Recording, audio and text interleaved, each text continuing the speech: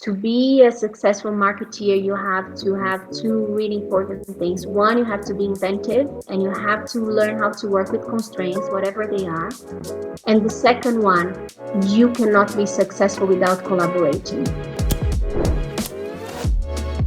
This is Brand Story, a podcast celebrating the stories of real people who are making an impact on brands, business, and the world around them.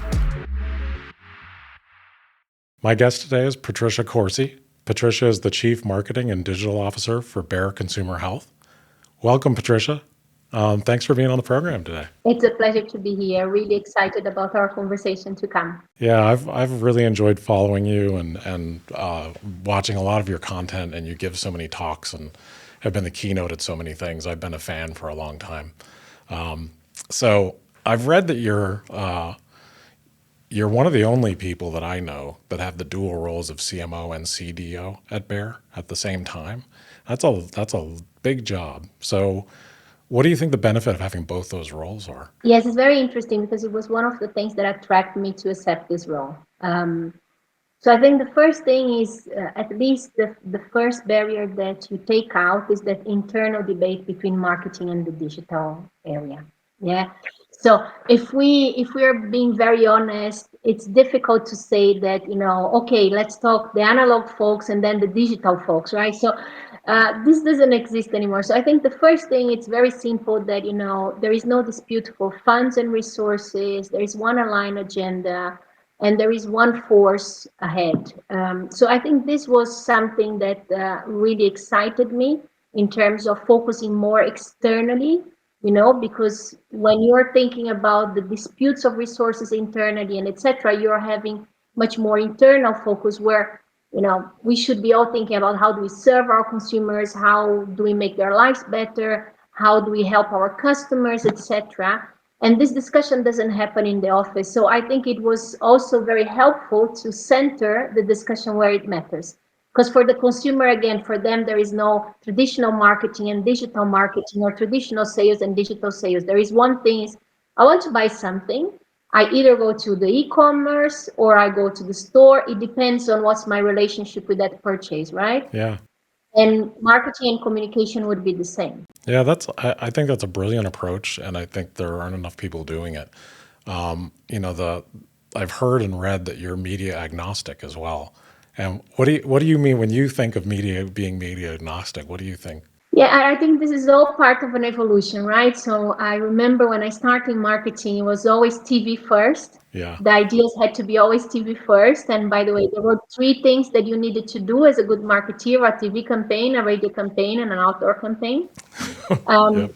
Then we moved to something that people were saying digital first. And I find these extremes, they are not inclusive for the different circumstances and cultures across the globe. So having an idea that is media agnostic means that whatever you are in the world, depending on how people consume communication and media, the idea should be able to go in the different touch points. So having an idea that is, for example, digital first and only, in a country where still 80% of the consumption is on TV, might not be very much consumer driven, right? So I think this media agnostic one, first, I think liberates the creatives, because sometimes I am a big fan of, direct outdoor cinema. I still, have a lot of passion because there are some ideas that they just work brilliantly on these channels. And if you start thinking only mobile or just first mobile and you ignore the rest, the first thing you start thinking about the golden rules: sound off, and sound, and soundtrack have such an important factor. If you think, I remember I in Brazil, I'm Brazilian, were people that first heard about Elvis, young people, because of a Nike TV commercial. Right. A little less conversation is not an Elvis song, is a Nike song. Yeah, right. This is the power of music, and there are many other examples that we could talk about it and how this moves lots of different industries. But I think having this mindset of, give me an idea that can work in different channels, So if we are talking to a team in Malaysia, if we're talking to a team in Canada or in Argentina, they could relate to it because it fits what is their needs currently in the market to serve the consumer. This is basically it. Yeah, that's wonderful to hear because that sort of that integrated approach and letting the audience dictate what media to use makes a ton more sense. And I love what you said about audio because, when it's appropriate and when you can lean on audio that way, it's very emotional. And, Absolutely. people buy emotionally. So being able to reach them in the media that they're consuming is really the only way to go. So it's really interesting. I think it's great that you've gotten rid of those silos and you're able to integrate and use traditional where it makes sense and digital where it makes sense. And look, we have to at least try, right? Because it's one thing is, hope is not a strategy. So we hope that by briefing like this, we are going to get the output. But if you don't even start the conversation, then for sure you're not going to get it. So I would say probably in 50% of the cases we get really cool things. Is still in 50% of the cases the first thing we get is a TV ad. Yeah, right. I think this is still going to take a long time, and especially after COVID, where there was this resurgence of the screen, not just traditional TV, but streaming and on demand, etc. Um, there is this fallback on imagining everything as a 30-second ad, and I think it's going to take probably another decade to change that. But I think we are in the right path. Yeah, that makes a lot of sense. I mean, people connect with that type of story, the sort of, cinematic storytelling. It's what we're all the most used to. So that default isn't going to go away easily for sure. It's going to stick around and be stubborn. I watched your keynote at the Marketing Leaders Summit, and it was on purpose as a priority. And I really love that. I love the title, and I love what you had to say. Can you speak to how you think a brand's purpose should inform its marketing? So thank you very much for watching, by the way. I really enjoyed that session as well. So look, I think if we start from the beginning, the most important thing is to make sure that we have clear strategies. We have informed strategies that come from the right places, consumer-centric, customer-centric, that adds value to the consumer, the customers, and the shareholders. If we are having strategies that deliver against that, I think we are doing a good service overall. The purpose for me is that red line that guides you on what are the things that your brand is entitled to talk about or not entitled to talk about genuinely and authentically, right? Because I think this is also a very testing time for marketeers because it feels like every brand needs to talk about every single topic, even when there is absolutely no correlation. Like how many COVID ads you have seen where when a brand that had nothing to do with anything was saying we are on this together, hang in there, and people see through those things, right? So I think the role of purpose is really it's really how do you use it to add value to the people that you're serving. So I can give you immense examples in different categories, but let me pick one that is outside of the ones that I work today. So if I pick, for example, foods, fast-moving consumer good foods, there is a massive crisis in both ends of the spectrum, right? So we still have a lot of people starving, and we still have a lot of food being thrown away. There is food enough that is being thrown away that could feed everyone that is starving. This is something that if you have a brand in foods that was born out of purpose to feed the nation, to provide good nutrition, if you're not doing anything about it, you're not living your purpose genuinely and authentically. And actually, not doing anything is worse Yeah. because you know what I mean. It takes courage to do some of these movements. So when I was working for Dirt is Good, for example, a laundry brand where it's all about getting dirty because detergent's clean, and we start talking about how dirt was good, it was so counterintuitive. But getting dirty is part of learning, and kids without the dirt, without the stumbles, without the falls, they will never develop to be brilliant human beings. And even with their health, right? Because you build the immune system by playing with, with dirt and sand and all of those things. So the brands who were born out of purpose, and there is a wealth of brands in that area that do not take a stand, they are actually as guilty as the ones that are trying to take a stand on something that is not authentic. But the ones that are trying to do something just to jump on the wagon, they get a worse rep. But at least, and I'm going to say probably something a bit controversial, I commend them for at least trying, because it's, there is no playbook, there is no blueprint that says step one, step two, step three to a life in purpose for your brand, right? So at least they are trying, at least they are doing something to try to deliver this value added. For me, the ones who have everything and not doing anything, for me, these are the ones that I really find difficult to understand. Yeah, I agree with that. And I think what you said about being authentic from the point of view of joining a conversation when it's appropriate and not just joining in on everything. And, the other part of that is if you don't stand for something, you don't stand for anything. You've got to take a stand somewhere. I always think of brands, what are you for and what are you against? There's got to be some polarization there of what position you're taking. And I love we could talk all day about the Get Dirty work you did, the campaign. I love that. That's some of the best work I've seen. So what is one key piece of advice that you wish more brands would follow?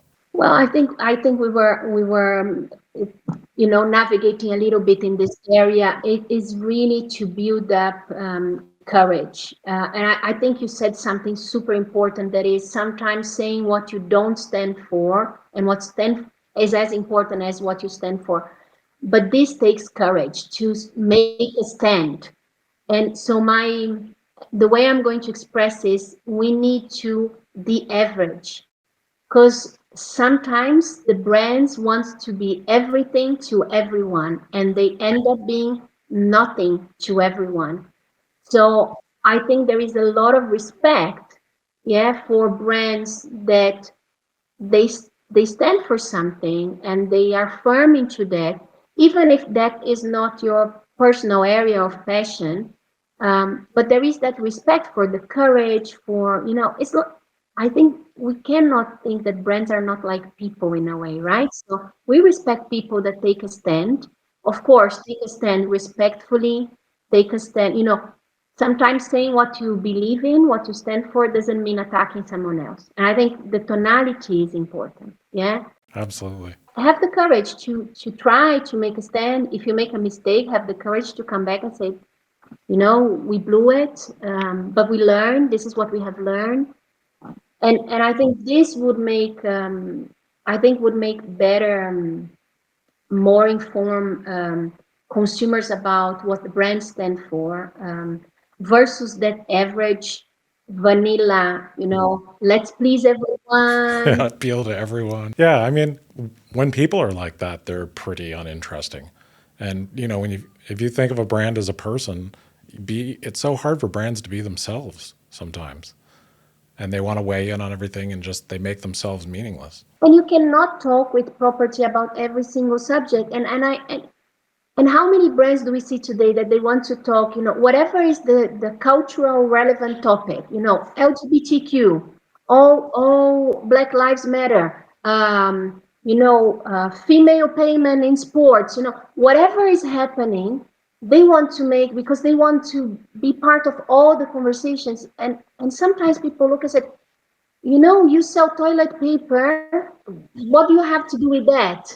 And there are moments, and by the way, there are some fantastic toilet paper campaigns now that they found the thing that they do, which I think it's amazing. But I think this is it. I think have the courage to be what you are, and unless I think you are water, you're not going to please everyone. You're not going to be, unless you're water, sleep, And I think that not playing cause bingo, I think, is really important. You see a lot of brands do that, just jump from one to another to another. And I really admired the brands. during the height of the pandemic, there are a lot of brands, including yours, that didn't jump on the "we're all in this together" message, which is just so broad, and that idea of being authentic to join the conversation when it matters the most to who you are, and you're a consumer health brand, and so the things you talk about involve health and wellness and the things that we would expect, just like if you were a person. If you were, a person who was really into health, I would probably have conversations with you about health. So it makes a lot of sense. You've done so much incredible work. I've looked at so much of your work and I'm just such a huge fan. Is there a particular campaign from your career that you're most proud of? Is there anything that just jumps out at you? Well, if we think brands as people, I love all my people. Um, I probably I would choose one because it's very old, but it couldn't be more relevant from way of leading point of view. At the beginning of my career, I was, awarded with the baking powder brand. Imagine baking powder brand. Yeah, good luck. And good luck. It was a cash cow. It paid 60% of the whole salary of the company. At that point, it was Kraft Foods before Mondelez. So it was that thing that the salesperson says, the best thing that we can do is not to have a marketing person because it sells itself, right? Right, yeah, I've heard that before. Yeah, exactly. So I had very little funds, very little top of mind. I was competing with confectionery and beverages and snacks. But I had enthusiasm, and I had one thing that always worked well for me was um, inventiveness and connection. So I said, okay, so I understand I don't have the money. I understand that I don't have the priorities, but okay, what can I do with constraints? So the first thing I did, and this was the beginning when we were using emails and all of this. So this is the beginning of 2000. And I discovered there were other two countries in the world that had the same big business, but also a cash cow business. One in South Africa, another one in Uruguay. They were exactly in the same place as I was. They didn't have enough money for them. So there was no global team. There was no one to connect us. So this was pure out of, how do I sort for that? And what happened? Of course, we put together all our money, and we did. It was 120 years old anniversary. It was something really emblematic. And it's one of the things that I'm most proud because I've learned something very important there. That is, to be a successful marketeer, you have to have two really important things. One, you have to be inventive and you have to learn how to work with constraints, whatever they are. And the second one, you cannot be successful without collaborating. And it can be in this case with colleagues that by the way, I never saw face to face. There were no video calls. It was just plain old fixed telephone line. And until today, I look at that and I said, if I had done that then, I'm sure I can do something similar for the current constraints. So it's probably not the best campaign that I have done, but it's the one that taught me a lot, and that I used a lot of collaboration in COVID, during COVID times, inventiveness within, constraints. So it's still today, I'm talking more than 20 years later, it still helps me. Yeah, it sounds like that's, those early experiences when you're faced with a challenge like that really form your style and who you are and how you operate. And, great marketers are always really inventive and think on their feet and are great at connecting, whether it's connecting dots of like, oh, this might go with that, or connecting with people and getting a yes of some sort, like, yeah, let's collaborate. Pick two ideas, two Yeah. insights, and transform into a new idea. I completely agree with you. Yeah, it's the fun and the passion of marketing. It's what gets us up every day. It's just a blast. So there's one more recent one that I'm a really big fan of. It wasn't in my market. I went and found it because I heard you talking about it, and I looked at it, and I just think it's brilliant. It's just one of the best examples of health education marketing that I've seen. The Vagina Academy work that you all did in South America It's such a positive example of content marketing. How did that campaign come to life? It's one example of collaboration again. I do for many years something called Creative Unleash, where I tell my creative partners, I said, twice or three times a year, bring me the ideas that you wouldn't dare to bring to the teams, that people have told you to go out, out of this room, because they were so edgy, they were so, even daring in a sense that you were afraid of doing it. It has no briefing. It's just because they are our partners, they know what are the problems, the human problems that we are trying to solve. That's a great way to do it. And look, it started, by the way, to give credit where credit is due. When I was working for Unilever, I was working with this amazing agency called Adam and Eve from the DDB group. And and they used to do the Marmite campaigns that are famous globally for me. And then one day I was leaving the office, and one of the creatives said, I have one idea, but if I show you, the brand manager will kill me. Because, of course, he had showed the brand manager. The Yeah. brand manager said, no, this is crap. Yeah. So showing to the boss was going to be, a break of relationship. That's a great way to know you want to see this idea too. Of course, now I want to see the idea. I said, Yeah. okay, I meet you by the bedroom door, and then I discovered that it was not just there, but everywhere there was this ideas that were in the drawer, ideas that the creatives will have. They would either don't feel like they had the openness to present, or they didn't had, or they present and they were shut down. But there is this wealth of wonderful ideas. So it started with that, and Vagina Academy came from all our partners, a fantastic agency called Analog Folks, based out of the UK with offices globally. And it was really to help us to solve one big problem that we had. How do we break the taboo on women's intimate health? And I have to say, when I first heard it, because this is one of the things about it, we don't test. When they set the ideas, I take full accountability for that. If they're successful, if they are failure, but you have to feel it if they're, if they're good. But sometimes to be good, they need to be provocative. And I remember the first time I showed to one or two people, they said, oh, this is so good, but shouldn't let's take the vagina word out. And I said, well, but this is the whole point. The whole point is that we need to be able to say that and not be afraid of it. Exactly. So it started with that, and then it was again a fantastic work of collaboration with the TikTok team in Latin America. We managed with them to uncensor the word vagina, because how can you do Vagina Academy if the word vagina is censored in TikTok? All those things that you discover, that we have unlocked a wealth of conversation for women intimate health just by uncensoring vagina. So now women can talk about vagina health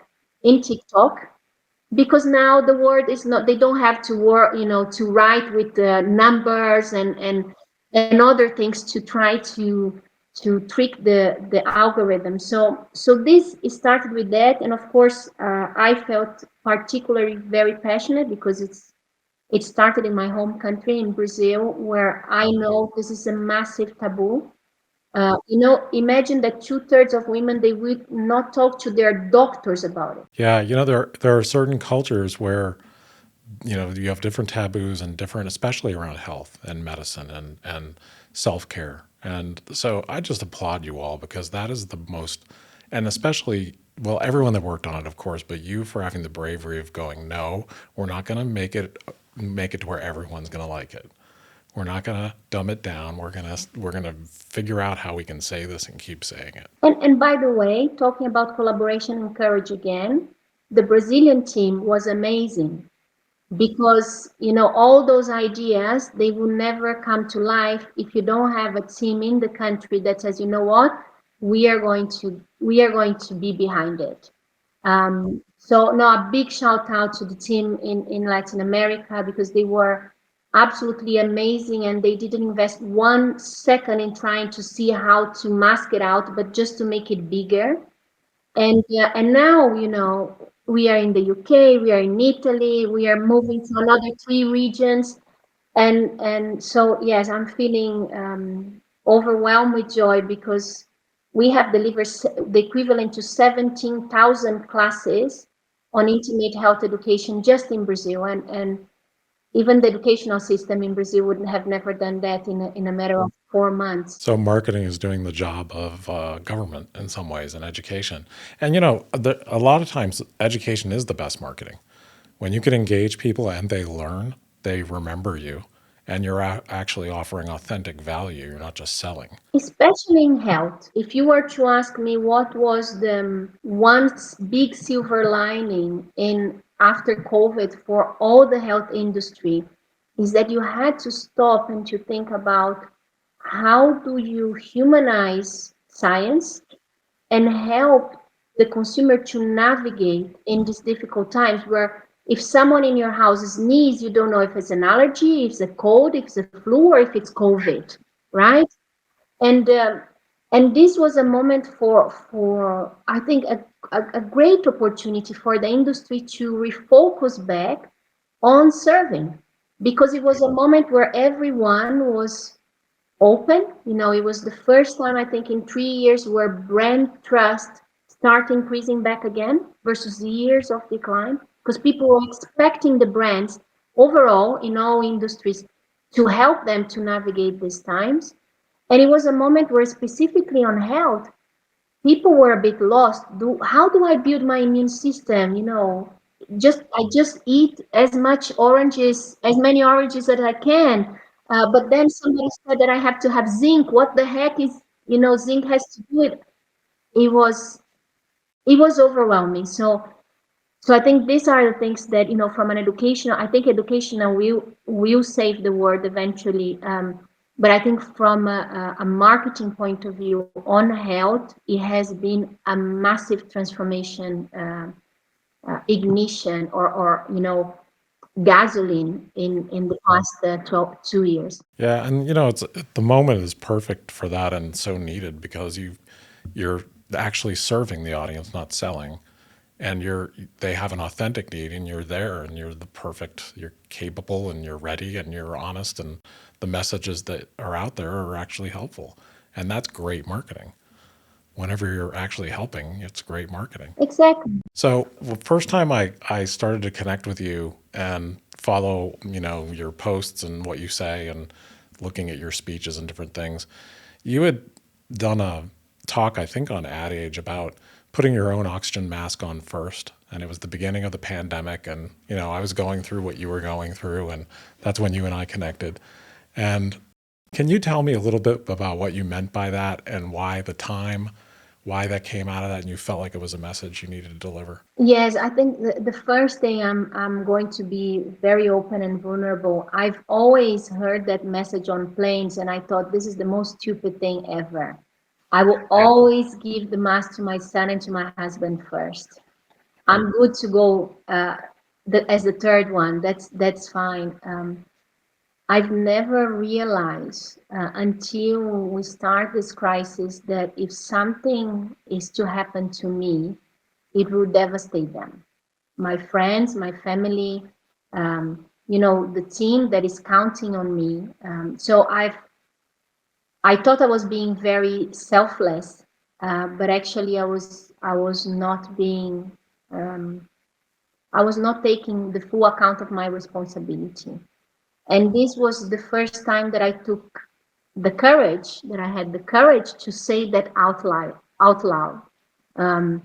Because I had for months in my head, what are the things that I'm doing to make sure that I'm at my best self to help my family, my friends, and my team to navigate through this time. So I had that a couple of months in my head, but I wouldn't dare, being very, very honest and vulnerable, to say it out loud. And when we had that conversation on Adweek, it was the first time I said it out loud, and I was incredibly impressed with the positive reaction from everyone. It was that I had that thinking, what would I say what would I do? What would I say if I was not afraid? But I was, when I said that, I was really afraid of being judged. And actually, life it's beautiful as it is, and actually it was all the contrary. Until this date, I have people coming to me saying, hearing you talking about that helped me to realize things different. It really helped me navigate through that time. So that was my own journey, and I remember talking about being authentic and living your purpose. Here I was. Being the chief marketing and digital officer of consumer health company, not taking care of my own health as I should. Yeah, so it was a really moment of truth for me that resonates into my team. And just a minute ago, you were talking about, great marketeers, they connect with people, with their teams, with their brands, etc. And this was a great reminder of the passion for marketing and about connectivity. Because the other thing that I did is, okay, let me just try to understand how the different people from my team across the globe are feeling at this moment in time. Because we tend to think that, and because of all these messages, we are all on this together, etc. Everyone is living such different lives. We are in a life stage, and when you have kids, you have built a career that allow you to have a comfortable house with a garden. There are, young upper-coming people in the team that are just starting their life, and like I started mine, live in a very small apartment or share apartment with another 4 people, and they are living in lockdown in 10 square meters, and you cannot compare the experience. You cannot compare the burden on mental health of people that have their families around and people that are doing it alone. That is such a wise, empathic way to think about it. And I remember reading when you had talked about that a little bit in connection to the put your oxygen max on first. And, people like to say, oh, we're all in this together. But in a way, yes, but it's very, very individual. Like one person might be going through something so difficult on one day while someone else is like, okay, I feel supported and I'm okay. And that kind of leadership, I think, is just extraordinary. And, when you put that message out, that meant a lot to me at that moment too, because I think people who are in charge are perhaps not the best at taking care of themselves during a crisis. They want to take care of everybody else and they get run down and they start to lose it. And so your message meant a lot to me too. So thank you for that. I'm very glad to hear that. And yes, look, ultimately you said it right. So we were all living COVID in different shapes and forms together, but the experience was very unique and personal. Um, so I think finding things that would unite us was really important on that journey. What were the things that would unite us? And then we, dialed up our passion for learning. We dialed up our passion for serving. So we start dialing up those things while in parallel being very respectful, because there were people that were really struggling and they needed a different support for their mental health. So we were creating also, some tools and some on-demand programs for meditation, for example. We start creating a couple of things that people didn't felt exposed and they could use on their own leisure. You really started prioritizing your team's mental and emotional well-being. Well, we have to do, right? Because it's, yeah, I think this is the moment of humanity again. I don't know. I think there is, I can't imagine doing anything different. That's wonderful. Yeah, I mean, I honestly like it's just so interesting who you connect with during times like this and who inspires you. And I think you probably don't know it, but I think you've inspired a lot of other marketers because you were so honest and you were so vulnerable. And I authentically appreciate that because it meant a lot to me. I've followed you ever since, and it's just so wonderful talking to you today. So, what do you think is a common myth that exists about workplace culture or employee well-being now that you've done all this work? This perception that the company knows what's best for you, I think it's a bit outdated. Um, it's very difficult, and I think it's an impossible job for any company to know what's best for every individual. So I think one concept that has to change, and I really invite and welcome people to take more ownership or their lives or their careers and what they need, instead of just waiting for, your manager to come to you and offer help or offer solutions. Say what you need. What is that you need from this company, from this team, from your leader, that will help you to be at your best, professionally, personally, mentally, emotionally, intellectually. So I think this is one myth that I would love to change, that people really don't think, companies are not, this know-all CEO that can discover what you're facing, you're living, and especially with all the new regulations and laws, for all the good reasons, on privacy. Sometimes you cannot even ask something. So if you are facing something that is too much for you, it's hard for you, if you need help, if you not feeling value, speak up. That's a wonderful way to look at it, and I think that's great advice for employees, and it's great advice for managers to create a space for that, to create a safe space for people to be able to speak up when they need to. Because you're right, no company can just be like, "This is what you need, one size fits all." So, what do you think has had the most impact on your role as a leader in the last couple of years? I think probably one thing that I would recommend everyone to do is living abroad. Um, it's it changes you in a way um, that is quite unique. Being exposed to cultures that are so different than yours, having to build new relationships, adapt to the new communities, build new friends, understand the schooling system, you know, the most basic stuff. It gives you a level of agility, flexibility, that I think it serves you for everything in life.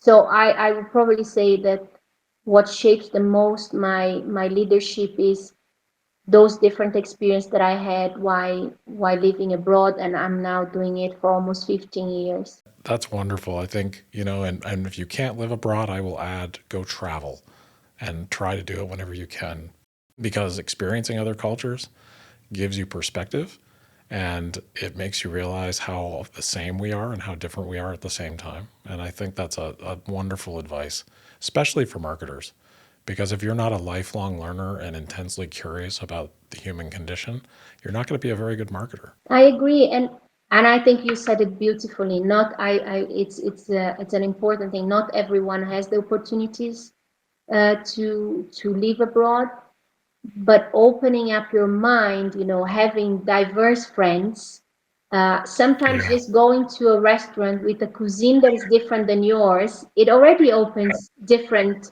views of the world. Traveling, if your budget is constrained and you cannot travel as well, you can talk to people from those countries. Something incredible today in some countries, I don't know all of them, but people can Google it.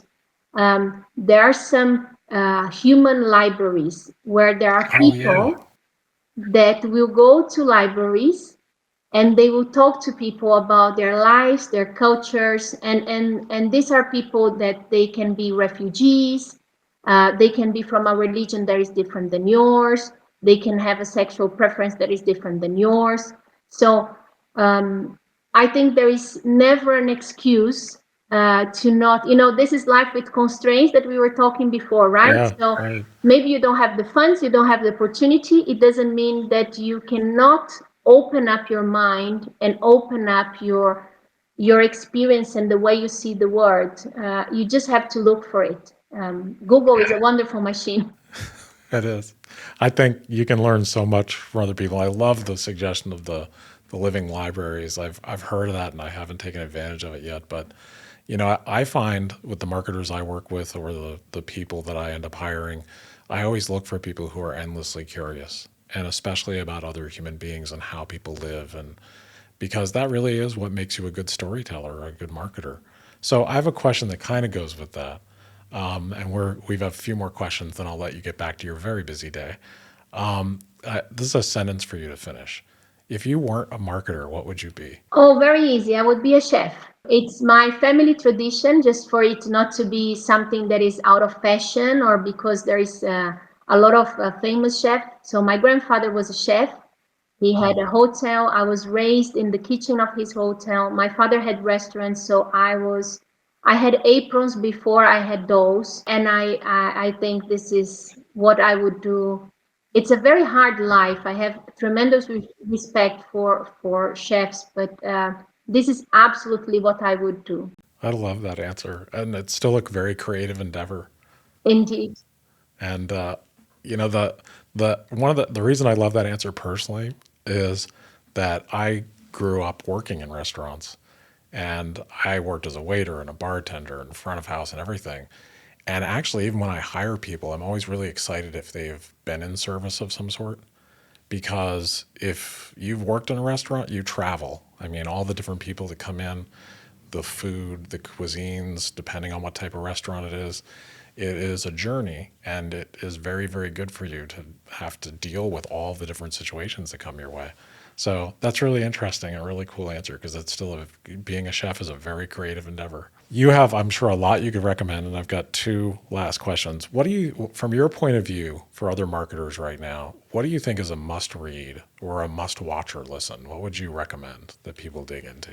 Okay, I'm going to have a formal answer and then I'm going to give my genuine answer. Okay. I think that's my genuine answer. I think this has been such an intense year. And my best recommendation for everyone at the end of this year is just watch cool things, relax. I just spent last weekend watching James Bond, Marvel, really, really relaxing and enjoying, and not thinking too much, let me say in this way. And I intend to have the end of the year holidays catching up in a lot of series that I didn't have the chance to watch. From a professional point of view, I think there are a couple of things that are books that I keep coming back to. The first one is on leadership, why anyone should be led by you. I think this was something that I keep coming back to. It's very, very good. The second book is one specifically probably for females or not. But I would recommend females to read this younger than older. That is, what got you here is not going to get you there. I think this is a really interesting one. And why I mentioned females, because, in marketing specifically, where we never have an issue of diversity in terms of gender, there is still a lot of women that we lose in a certain time in their career when they're about to pivot to bigger roles. And I think this is a book that can really give some enlightenment on how it's important that you keep, evolving your leadership style and the way you lead to get to this bigger and broader roles. There is one that for me it's on purpose, because we're discussing purpose, that I keep coming back, that is Who Care Wins. And it's from the previous CEO of the Havas Group, if I'm not wrong, because there is another book that I think it's a fiction that is like that. So it's not this one. It's one from the Financial Times with the blue cover, just to be very specific.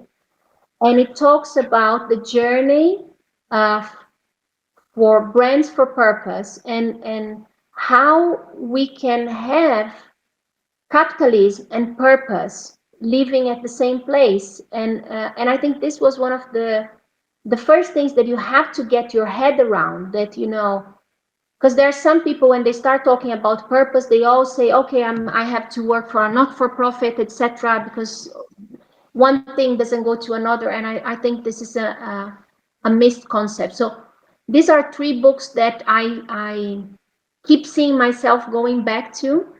I have to say that, like you, I'm an eternal learner. And one thing that I would say as a last comment in terms of do, read, watch, and listen is every year I do at least one external training on an area that makes me very uncomfortable. So I don't know, it can be cryptocurrency, it can be cybersecurity in a way, because, from a digital point of view, these were the areas where I had the least experience.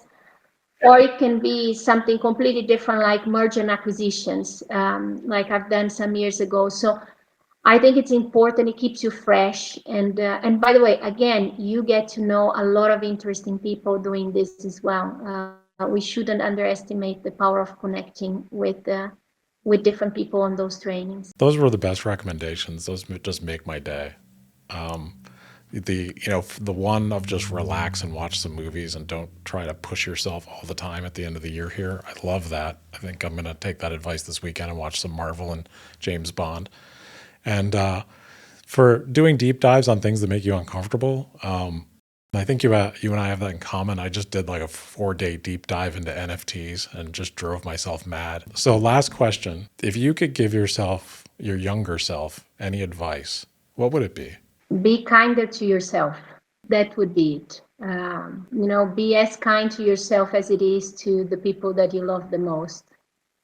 And I don't know if this is, of course, I'm from Latin America. I'm a woman. I'm a breadwinner, and I've always been very hard on myself.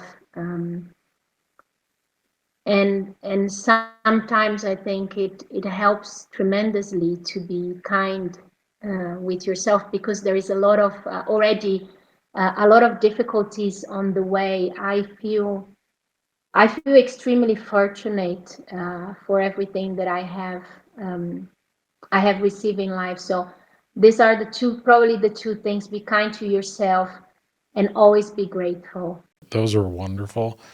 And the be kind to yourself advice is absolutely amazing. I think that could help everyone.